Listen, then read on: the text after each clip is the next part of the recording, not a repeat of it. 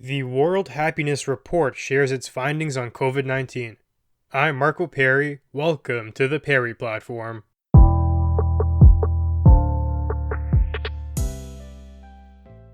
Generally speaking, the World Happiness Report is an organization that tries to quantify happiness, however you want to define that personally, across the globe, and they provide a ranking. Now, there are many factors that play into that, like economic well-being, healthcare, mental health, whatever. All these different criteria, and from the surveys and studies they do, they tell you the places that are producing the happiest people in the world right now. This year, though, the 2021 report focuses on the effects of COVID-19 and how people all over the globe have fared. They stated that this iteration wanted to focus on the effects of COVID on the quality of people's lives and also to describe how governments all over the world have dealt with the pandemic. Of course, there's been a variety of approaches, some better than others. Obviously, as you can see from the outcomes, you can directly measure how good a response was based on how many people died, how many people got infected, things like the economic hardships that were endured due to their actions, multiple criteria, but you can directly see the outcomes there. So not the hardest thing to gauge. I will temper this discussion by saying as I went through the report, I found some things that were quite questionable, subjective, and perhaps not based in fact. Maybe that just comes with the territory, though I'm not sure you can factually quantify things like happiness anyways, but I want to stick to the things that interested me. So I'll be giving you some quick facts that I want to expand on, but if you are interested in reading the entire report, it's online, and you can check it out yourself, and it's free. So, having said that, the first thing that caught my eye was this. They say that in 2020, we witnessed 2 million deaths at the hands of COVID worldwide. Now, aside from those who died, of course there were those who didn't.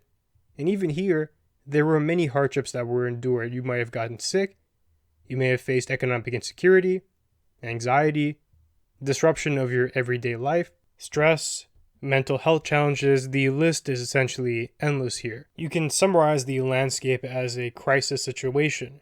Now, the report found that something like trust and the ability to count on others are major supports to the evaluations that one gives their life when they're facing a crisis.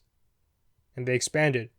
They say that to feel that your lost wallet would be returned to you if found by a police officer, by a neighbor, or a stranger, that's estimated by the report to be more important for your happiness in a crisis than income, unemployment, and even the major health risks themselves. Now, that's quite an astounding thing to say. Take that in for a second. They're putting forward that this social ability to trust, essentially, your peers, your countryfolk, that's more impactful to the ways in which you quantify your well-being, your satisfaction with life, your happiness, than things like your income, your employment, and even the health challenges that face you. The question that I'll pose back to you now, the audience, is why do you think that is? Well, first of all, do you think that's true in your situation? Do you not think it's true? And if you perhaps think it might be, try and figure out why. I'd be interested in hearing your personal opinion on that matter. It seems to me that one route you could go down to reason this is that there is a power in something like a shared struggle, something to unite people. It actually plays on that same tribalist type of ideology that we're seeing crop up a lot in politics these days. There's no doubt that it produces very powerful emotions, that it can unite people and it can bond them together, rally them around a single cause. Now, depending on how you use that, it could be for the betterment of society or to its detriment. Perhaps in this crisis context, to understand that your fellow countrymen, people who you first of all trust and you can count on, to see that you guys are all dealing with these same problems like income, like unemployment, as we've seen the unemployment rate skyrocket, to know you aren't alone in that. Major health risks, to know that you're not alone in that either. This idea of a shared struggle perhaps is distributing the stress. Perhaps it's making you feel like you aren't being unjustly targeted and abandoned by the world. Why? Because your brothers and sisters are here with you. But go back to the fundamental premise that's put out here. You have to have that trust and ability to count on others, though. If you don't have that, it shatters this notion of the shared struggle because you don't view your countryfolk anymore as allies, as brethren, as people who are going to be there for you. In fact, you might start to view them as enemies, people who are contributing to the problem, people who are making things worse, and you start to feel alone. People are social creatures, and that's fundamentally where I'm going with this. To feel like you can't partake in that, to feel further isolated during a crisis which, by its nature, the COVID pandemic, has forced upon many people a state of isolation. That could be more profoundly impactful to your psyche than the immediate consequences of the health risks and things like income. Perhaps, I'm not saying that's the case for everyone, but that could be an underlying psychological trend here. To have lost a job while many people are in that same boat, you might have a feeling that the tide will one day return and lift you all up. Maybe in a month, maybe in a couple, maybe in a year, but perhaps you are viewing that endpoint. The same as probably can be said for things like the health risks. Maybe at some point, things will get better, you believe that. But if you lose your trust in your peers, that's hard to rebuild and it's hard to see a future for it. If they prove to you that even something as simple as returning a lost wallet is impossible, what's that say about other things that are perhaps more important to you, like taking care of your family? When you send your kids to school, you're going to be trusting your peers to ensure that their safety is placed at the top of their priority list. To always be questioning things like the motivations of those around you, to not be able to operate at a societal level because you lack that trust, because you lack that faith in your peers, the stress of that is major, and it might be something that you have difficulty seeing a route to restoration for. It's very important. And aside from the COVID pandemic and that landscape, we might have already been heading down that track before this happened. The political polarization that split many Western countries in half has put that wedge between us where we're actually not seeing these country people as those who are trustworthy. If they're not in the same camp as you, the ideological camp, it's very unlikely that the average person is going to put any good faith towards their interpretation of the other. Now, this report did look at mostly 2020 findings, of course, because the report was published this year, the whole year hasn't gone by, they had to do the work in advance, but I wonder what a dynamic like the emergent unvaccinated versus vaccinated would have done to people. Would that have been a major cause for distress? Because I'm sure that has shaken a lot of people's ability, or at least their perceived ability, to trust their neighbors.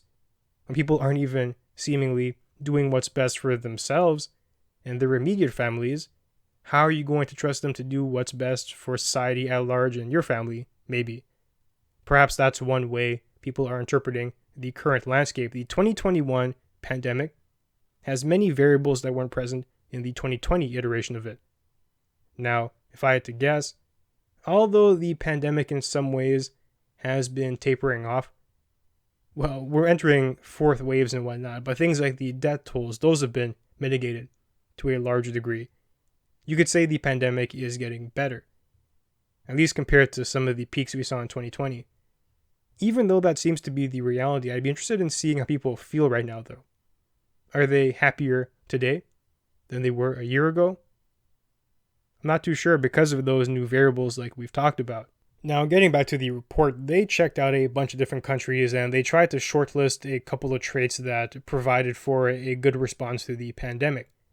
They say a couple of these factors include covert strategies that promoted confidence in public institutions and ensuring that the lessons you learned from previous pandemics were applied here.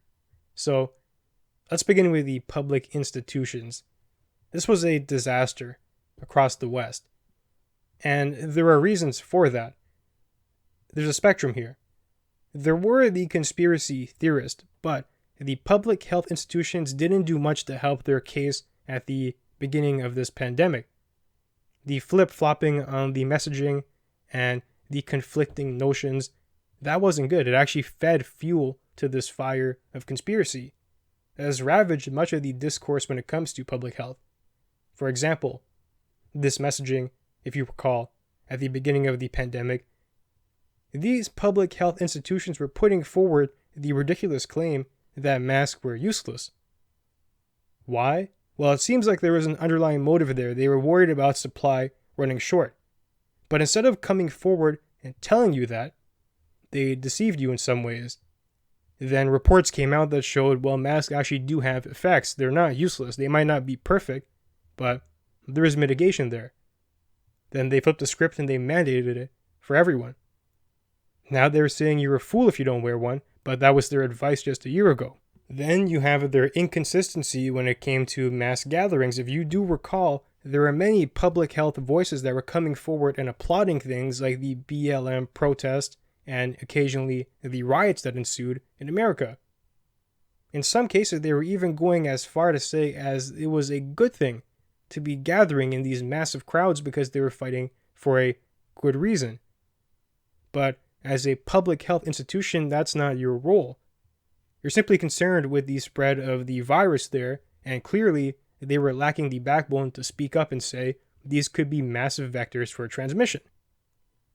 Then they would condemn things like the anti-mask rallies, even though the people were physically doing the same thing. The only difference was the context there. There were a lot of people gathering together to protest something. It's either acceptable in the pandemic or it's not. The topic isn't something that COVID is going to care about. You can protest about anything. COVID will still find its way to infect you, so be straight. Is it something that we should be doing or not? The selective bias wasn't something good in that case for them. It did work to degrade the trust that the public had. They were acting as if the public were fools and they wouldn't see the inconsistency there. And there are other examples too. To me, that's quite a shame because I respect and appreciate these institutions and I'm not one of these anarchists who think we don't need them. To me, it's the opposite. It's very clear we do need them. To navigate a pandemic, as the report has laid out here, a key factor to success is confidence in these public institutions. People can't get their information in a decentralized way. As Sam Harris said, try to navigate a pandemic by relying on podcasts and blogs. That would be nonsense, but it seems to be that we've headed a little bit in that way because of the degradation of trust that people have across the board in institutions. To me, the answer here is to repair that trust, not to tear down the institutions per se. They're valuable, they're important. They may have strayed from their original mandates, and the public health institutions aren't the only ones who've done that. It seems to me that they've been captured by certain ideologies that prevent them from operating as they should. The problem is widespread, but it's something that can be fixed in my opinion. It is tragic to say, but if faith in the public health institutions was a measure of success, it's no wonder that America and some parts of Canada have faltered as of late, because that faith is missing. Then you have the other factor they mentioned here, which is actually applying lessons from previous pandemics and using them to bolster your strategy this time around. To me, that's one of those things that seems obvious, but it's actually harder to do in practice. The last major pandemic was perhaps SARS, you could say. Not the most major, but relative memory, something that was pretty big, that had some of these same characteristics as COVID. But that was quite some time ago, and people have a tendency to forget. People have a tendency to push other things to the forefront of their attention because attention is a limited resource. Was there actually a playbook around that the government could review, telling them, hey, here are some things that we figured out from the Spanish flu, from the swine flu, from SARS. During a pandemic, do this and do that. I'm not too sure, actually. Perhaps there is something like that, but if that's the case, it seems like there was a lot of fumbling, once again. Things like not being quick with shutting down international travel, for example. The confusion about whether masks were good or not and how to convey that to the public. It seemed like people at the top were stumbling into a pandemic for the first time. They were ill-equipped. And this is something, again, that I think we can improve upon going forward, to have a proper, vetted, effective pandemic response playbook so we're on top of things from the get-go. That would be good. I don't think anyone can confidently say that the governments here in the West were on top of things, that they had things handled, that they weren't caught with their pants down. That's just not the case. Even things like manufacturing capabilities, it's not a great idea to have everything outsourced because you end up becoming the bottom of the barrel for delivery. To not have domestic vaccine production capabilities is a bad idea. And how we haven't learned that from the lessons of the past is crazy to me. Of course, now you have to give credit to the Canadian government because they have contracts for local development of vaccines for the future. But I do wonder if the waves of history, the waves of time, will make that seem not as important. Of course, everyone today will be in favor of it, but what in 10 years when we become complacent again? And 20 years? And when governments are looking for cuts and to balance the budget? Is that something that will go out the window? I don't think it should. But perhaps that's what happens when people do become too comfortable and they forget about some of the things that have happened in recent history. Now, the report then goes on to talk about mental health, and they did say they actually saw a considerable improvement in average mental health as the pandemic went on. At the beginning, in 2020, it was quite the sharp decline, but things did improve as time went on. Maybe that's attributable to things like the vaccine news. We got them way earlier than we thought we did. Maybe it's due to the declining death rates that we're seeing across the board. And maybe it's due to the rapid speed at which we're getting people vaccinated. Now, they did say that despite that, though, in places like the UK, 22% of its people did still have persistent mental health issues that were definitely worse than prior to COVID-19. And that's quite a lot. That's 1 in 5 people. And I do feel like that figure would map on to places like Canada and America and other European countries, stuff like that. They went on to try and define why all of these people were feeling not their best during the pandemic. And one of the main things here was connectedness. You were forced to isolate. Going back to that initial point we talked about, being a social creature, and now facing a circumstance where you can't partake in that, it is hard for people. So here are some things that they said were able to help. A sense of gratitude was actually quite powerful. That produces a shift in perspective, and people will mock this. Well, how can you be grateful in a pandemic? Well, really think about that. There are many ways in which you can be. Presumably, you're in a country that's doing relatively well, at least compared to some other places around the globe. You haven't died, perhaps. Maybe you haven't had family who have died. Maybe you've gotten a vaccine when many people around the world have not. Maybe you still have your job when many people lost theirs. There are many things to look at. And of course, there are people who have terrible luck who've got hit with everything I've talked about on that list. The gratitude point isn't for them. The gratitude point is for people who have done decently, given the horrendous circumstances that we find ourselves in, and to remind yourself of that could be powerful. They also said things like volunteering were quite good. Now, I'm not sure if that's the safest thing to do during a pandemic, but it did help to restore some of that connectedness that people were missing, because you're able to talk to people and help out and stuff like that. Exercise was also proven to be a powerful thing. Of course, with the gyms being closed, that became difficult for many people. But even simply going for a walk, jogging, these produce significant improvements in people's lives. And even something like having a pet, once again, going back to that loneliness, having another creature to talk to, I guess, if you want to do that. I'm thinking about a dog, but if you talk to your fish, it's fine. That's totally your prerogative. Having something to take care of, something to spend time with, that's all very powerful.